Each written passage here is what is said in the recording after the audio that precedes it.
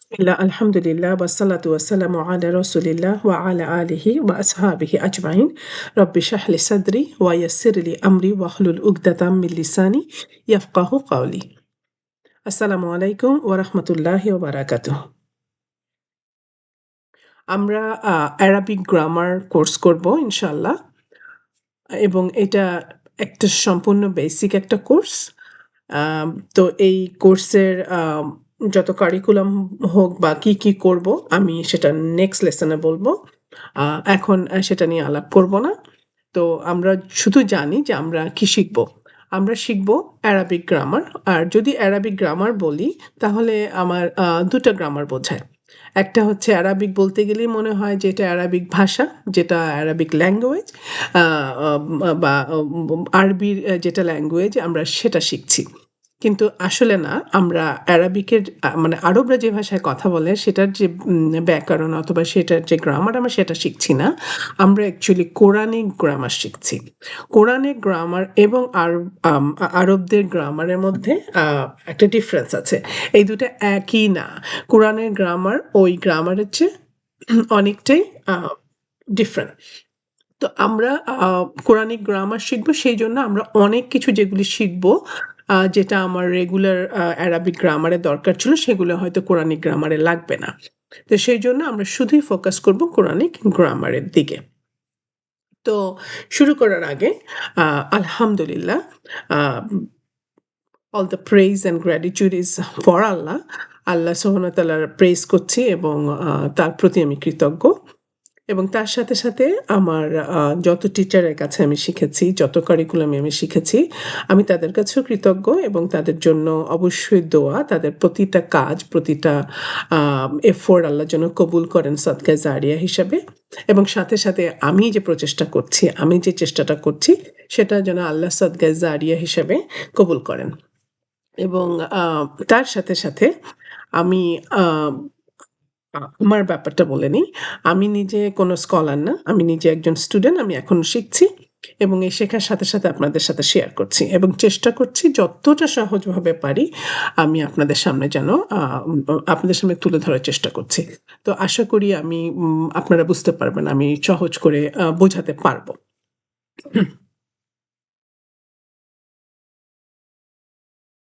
তারপরে আমি কৃতজ্ঞ এবং থ্যাংকস জানাচ্ছি তাদেরকে আ যারা আমাকে এই অ্যারাবিক গ্রামার বলেন বা আজকে ইসলামের পথে গ্রো করার জন্য সাহায্য করেছে। তারা হচ্ছে যারা আমার ক্লাস করে। আ যারা আম যারা আমার সাথে অনেকদিন ধরে আছেন এবং তাদের সাথে আমি শেয়ার করতে গিয়ে আমি আমার নিজের অনেক ভুল ত্রুটি শিখেছি। অনেক কিছু আমি নিজেকে আরো ঝালাই করতে পেরেছি। তারা ছাড়া এটা সম্ভব ছিল না। সো আমি তাদের প্রতিও কৃতজ্ঞ এবং তাদের জন্য আমি দোয়া করছি আল্লাহ যেন তাদেরকে অনেক নলেজ বাড়িয়ে দেন এবং তাদেরকে আম উম আরো গাইড করেন। তো আমরা আমাদের মূল গ্রামারে চলে আসি। তো অ্যারাবিক গ্রামার। অ্যারাবিক গ্রামারটা কাদের জন্য? কারা এটার জন্য যোগ্য শেখার জন্য? তো এটাতে যদি আমি বলতে যাই, তাহলে আমাকে বলতে হয়, "This is human knowledge, anybody can learn." এটা মানুষের জ্ঞান যে কেউ শিখতে পারে। এটার জন্য কাউকে স্কলার হওয়ার দরকার নেই। এটার জন্য কাউকে আ ইমাম হওয়ার দরকার নেই। এটার জন্য তাকে অনেক knowledgeable হওয়ার দরকার নেই। এটা জাস্ট নরমাল হিউম্যান নলেজ। এটা যেকোনো মানুষই শিখতে পারে। তো আমরা যদি শুধু আমাকে যেটা করতে হবে, আমার ইনটেনশন করতে হবে, আমাকে শিখতে চাইতে হবে। তো এখন কথা হচ্ছে আ কেন অ্যারাবিক গ্রামার? অ্যারাবিক গ্রামার কেন শিখতে হবে? অ্যারাবিক গ্রামার শিখতে হবে কেন? সেটার অ্যান্সার হচ্ছে অ্যারাবিক গ্রামার যদি আমি শিখি, তাহলে আমাকে যেটাতে সাহায্য করবে সেটা হচ্ছে আমি যখন কোরআন পড়ব, এখন আমাকে ট্রান্সলেট করতে হয়। আমাকে ওয়ার্ড দেখে ট্রান্সলেশন দেখতে হয়। যেহেতু আমি আ অন্য ভাষার, আমি আরবি ভাষার নই। এবং আমি যদি আজকে গ্রামারটা টোটালি শিখতে পারি, তাহলে এট লিস্ট পুরোটা না হলেও 60-70% আমি একটা আয়াত পড়ে বুঝতে পারবো এবং সেটা কিভাবে বুঝতে পারবো? Without translation. কোরআনকে আমি কোরআনের ভাষা দিয়েই বুঝতে পারবো। সেটাই হচ্ছে বেনিফিট। এবং তাতে কি হবে? তাতে কি আমি কোরআনের সবকিছু জেনে যাব, কোরআন বুঝতে পারবো, কোরআনের তাফসির বুঝবো, কোরআনের সবকিছু বুঝবো? সেটা আসলে না। আমাকে যেটা করবে, আমাকে এই কোরআনের আ অনেকটা ডেপথে যেতে সাহায্য করবে। অনেক ওয়ার্ড আছে যেগুলো আমি গ্রামাটিক্যালি যখন জানবো আমার জন্য বোঝা খুব সহজ হবে। কিন্তু কোরআন জানার জন্য যে আমাকে গ্রামার লাগবে এমন কোনো কথা নাই। এটা ছাড়াও আমি কোরআন জানতে পারি। আমরা যেহেতু কোরআন আমাদের ভাষা না, সেইজন্য আমরা কোরআন খুলে তার ট্রান্সলেশন, তার তাফসির আমি পড়তে পারি। পড়ে আমি কোরআন জানতে পারি এবং সেই জানাটা আমার জন্য অবশ্যই কর্তব্য। কারণ আল্লাহ সুবহানাহু ওয়া তাআলা আমাদের জন্য কোরআন জানাটা ফরজ করে দিয়েছেন। প্রতিটা মানুষের তার নিজেকে কোরআনটাকে জানতে হবে। আল্লাহ সুবহানাহু ওয়া তাআলা আমাদেরকে কি বলেছে, কি করতে বলেছে, যা আছে কোরআনে আমাদেরকে নিজে থেকে জানতে হবে। এটা আমাদেরকে অবশ্যই করতে হবে। তারপরে কথা হচ্ছে যখন আমরা করতে যাব তখন আমাদের কাছে মনে হবে আ খুবই কঠিন, খুবই কঠিন। যেকোনো গ্রামার, যেকোনো গ্রামারই আপনি করেন না কেন কঠিন লাগবে। আর এটা তো অবশ্যই আমাদের ভাষা না, এটা তো কোরআনের ভাষা। তো কঠিন তো একটু লাগবেই। তবে আল্লাহ সুবহানাহু ওয়া তাআলা আমাদেরকে অ্যাসুরেন্স দিয়েছে। আল্লাহ সুবহানাহু ওয়া তাআলা আমাদেরকে বলেছে, উনি ফার্মলি বলেছে যে আ উনি আমাদের জন্য এটা সহজ করে দিবেন। উনি এই কোরআন আমাদের জন্য সহজ করে দিবেন। তো এখানে আমরা একটু সাপোর্ট পাচ্ছি। আল্লাহ যখন বলেছেন সহজ করে দিবেন তাহলে তো অবশ্যই দিবেন। কিন্তু সেটার জন্য আমাদেরকে কি করতে হবে? সেটার জন্য আমাদেরকে অবশ্যই আল্লাহ সুবহানাহু ওয়া তাআলা বলেছেন আমাদেরকে চেষ্টা করতে হবে এবং একটু চেষ্টা, খুব বেশি চেষ্টা না। তো আমরা দেখি আল্লাহ সুবহানাহু ওয়া তাআলা কোরআনে কি বলেছেন? বিসমিল্লাহ। আল্লাহ সুবহানাহু ওয়া তাআলা কোরআনে বলেছেন, "ওয়ালাকাদ ইয়াসসারনাল কুরআনা লিয-যিকরি ফাহাল মিন মুদ্দাকির।" আল্লাহ সুবহানাহু ওয়া তাআলা বলেছে, "ওয়ালাকাদ ইয়াসসারনা" অ্যাবসোলিউটলি তিনি সহজ করে দিয়েছেন। আল্লাহ সুবহানাহু ওয়া তাআলা বলেছেন, "অ্যাবসোলিউটলি আমি সহজ করে দিয়েছি।" আল্লাহ সুবহানাহু ওয়া তাআলা বলছেন, "আমি সহজ করে দিয়েছি।" এখন কোয়েশ্চেন আসে সহজ করে কি দিয়েছেন? আল্লাহ তখন বলেছেন, "আল কুরআন।" আমি কোরআনকে সহজ করে দিয়েছি।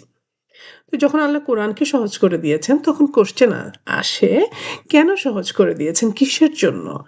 তখন অ্যান্সার আমরা দেখতে পাই আল্লাহ সুবহানাহু ওয়া তাআলা বলছেন, "লিয-যিকরি" ফর রিমেম্বারেন্স।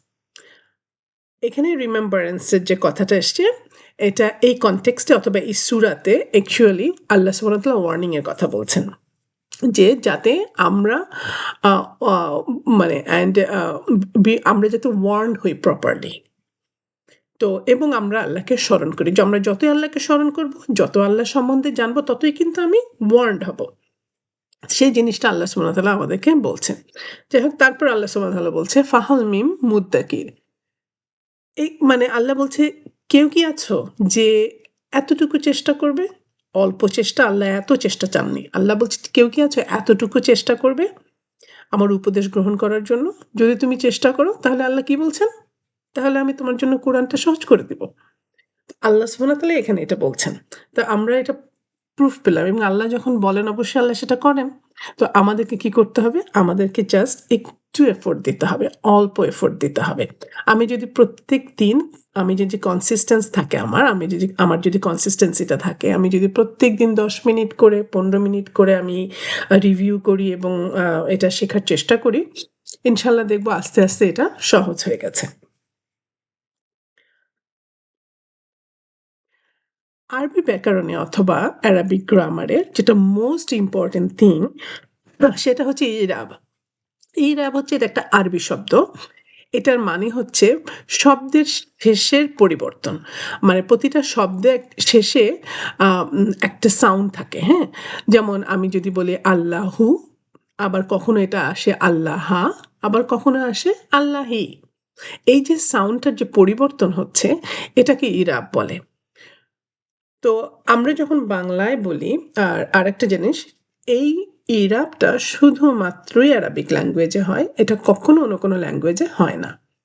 তো বাংলায় যদি আমি বলি বা ইংরেজিতে যদি বা আমি বলি, এটা যখন আমার সেন্টেন্সে আমার যখন এই ওয়ার্ডটা আসে, মানে আমি যদি ধরি আল্লাহুই বললাম, তো আমার বাংলাতেও আল্লাহ বা অথবা আল্লাহু, ইংরেজিতেও আল্লাহ। এটার কোনো পরিবর্তন হবে না। যেকোনো সেন্টেন্সেই যাক, যেখানেই যাক, এটা একটাই থাকে। আল্লাহ, আল্লাহই থাকে। কিন্তু আমি যখন এটা কোরআনে আসবে, তখন আমি যদি এই শেষের স্লাইডে যদি খেয়াল করি, এখানে আমি প্রথম যে আয়াতটা এখানে বলা হচ্ছে ইন্নাল্লাহা আলা কুল্লি শাইইন কাদির।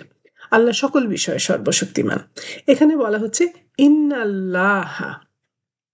এখানে কিন্তু আল্লাহু না, এটা আল্লাহা। পরেরটাতে আমরা দেখি এখানে বলা হচ্ছে আল্লাহু লাতিফুম বিইবাদি।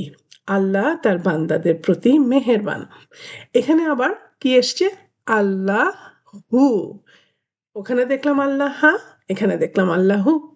এই যে আল্লাহর এই ওয়ার্ডের শেষে যে পরিবর্তন, এটাকে আসলে ইরাব বলে। এটাই আসলে খুবই ইম্পোর্টেন্ট থিং আমাদের গ্রামারে। ইনশাআল্লাহ আমরা যখন সামনে যেতে থাকবো, আমরা সেগুলো আরো স্পষ্ট হবে আমাদের কাছে। আরো ভালোভাবে শিখতে পারবো। ঠিক আছে? এই পর্যন্তই থাক। আম নেক্সটে আমরা যেটা আসবে আমাদের 2nd সেটা হচ্ছে আমাদের নলেজের গুরুত্ব। আমরা কেন নলেজ আমাদেরকে করা দরকার বা এটার কি গুরুত্ব আছে? আল্লাহ সুবহানাহু ওয়া তাআলা কি বলেছেন, আমাদের হাদিস থেকে কি বলেছে, সেগুলি আমরা ইনশাআল্লাহ দেখব। সো টিল দেন সবাই ইনশাআল্লাহ ভালো থাকবেন এবং সবাই সবার জন্য দোয়া করবেন। আসসালামু আলাইকুম ওয়া রাহমাতুল্লাহি ওয়া বারাকাতুহু।